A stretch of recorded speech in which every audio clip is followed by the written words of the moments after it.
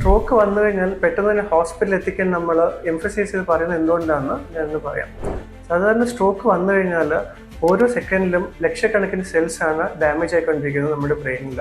അപ്പോൾ ഇതിന് treatment options സാധാരണ നമുക്ക് ത്രോംബോലൈസിസ് അതുപോലെ തന്നെ മെക്കാനിക്കൽ ത്രോംബക്ടമി എന്നിങ്ങനെ 2 ട്രീറ്റ്മെൻറ്റ് ഓപ്ഷൻസ് ഉണ്ട്.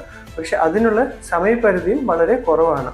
സാധാരണ 4.5 മണിക്കൂറിനുള്ളിൽ ത്രോംബോലൈസിസും 6 മണിക്കൂറിനുള്ളിൽ ത്രോംബക്ടമിയുമാണ് ട്രീറ്റ്മെൻറ്റ് ഓപ്ഷൻസ് എന്ന് പറയുന്നത്.